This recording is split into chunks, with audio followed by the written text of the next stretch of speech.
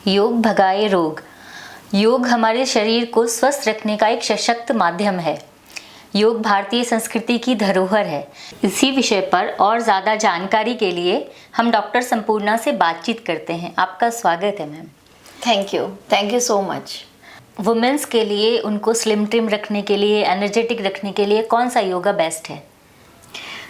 ऐसे तो बहुत सारे हैं, बट देखिए डिपेंड करता है एज क्या है, प्रॉब्लम क्या है। देखिए अगर बीपी हाई है किसी को, वुमेन को, या फिर बैक पेन है, तो सावधानी पूर्वक आपको डिसाइड करना पड़ेगा, चूज करना पड़ेगा कि ये आसन उनके लिए है, ये आसन उनके लिए हार्मफुल है, ये वो नहीं कर सकते।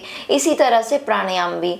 तो वैसे अगर जनरल फिटनेस के लिए आप करें तो कुछ एक आध प्राणायाम, जैसे कपालभाति प्राणायाम बहुत अच्छा है। कपालभाति प्राणायाम से जो कपाल की शुद्धि होती है, कपाल माने मस्तिष्क और भाति माने चमक, तो कहते हैं कपालभाति करने से मस्तिष्क में चमक आती है, शाइन आती है, आपकी मेमोरी भी शार्प होती है और साथ ही क्लीन होता है। जितनी भी ब्रेन में जो वेन्स हैं, नस नाड़ियां हैं, वो शुद्ध होती हैं और जिसकी वजह से जो स्ट्रेस में वुमेन्स रहती हैं उससे बहुत ज़्यादा निजात मिलती है। साथ ही नींद बहुत अच्छी आती है।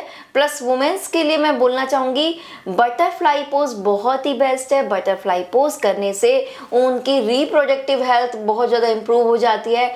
जितने भी रिप्रोडक्टिव हेल्थ इश्यूज़ है वो दूर हो जाते हैं, जैसे कि पीसीओडी की प्रॉब्लम है, पीसीओएस की प्रॉब्लम है, या फिर इनफर्टिलिटी की प्रॉब्लम है, बच्चा चाहती हैं बट बच्चा कंसीव नहीं कर पा रही हैं, बांझपन की प्रॉब्लम है, या फिर कोई ट्यूब ब्लॉक है, सिस्ट है, या फिर पीरियड टाइम में बहुत ज़्यादा क्रैम्प्स आते हैं, बहुत ज़्यादा पेन रहता है। इन सभी प्रॉब्लम्स को दूर करने के लिए, साथ ही हिप्स पे, थाइस पे जो एक्स्ट्रा फैट है उसे बर्न करने के लिए बहुत बेस्ट है। इसी के साथ और भी बहुत सारे आसन हैं, जैसे कटी चक्रासन कर सकते हैं। स्टार्टिंग में आप ध्यान रखिए, आप कभी भी कोई भी अगर शुरुआत कर रहा है योगा की, तो आप स्टार्टिंग में याद रखिए एज अ बिगनर आप सिंपल आसनास से स्टार्ट कीजिए और फिर धीरे धीरे आप इजी टू टफ की तरफ जाइए और इसी तरह से धीरे धीरे टाइम भी बढ़ाते हुए जाइए।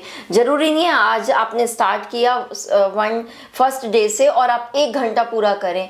आप चूज कर सकते हैं 15 मिनट्स कीजिए, नेक्स्ट डे 20 मिनट्स कीजिए। इस तरह से आप 1 घंटा 2 घंटे तक भी आप कर सकते हैं। तो एक अच्छे योगा इंस्ट्रक्टर की निगरानी में ही, देख रेख में ही आपको करना चाहिए, क्योंकि किसी भी विषय के लिए आपको गुरु की बहुत ज़्यादा ज़रूरत रहती है। गुरु के बिना मतलब ज्ञान नहीं मिलता है। तो सही ज्ञान के लिए, सही मार्गदर्शन के लिए, सही दिशा के लिए आपके पास एक गुरु होना बहुत ज़्यादा ज़रूरी है। अगर आपको स्वस्थ रहना है तो योग को अपनाएं। धन्यवाद। Thank you so much. नमस्ते। नमस्ते।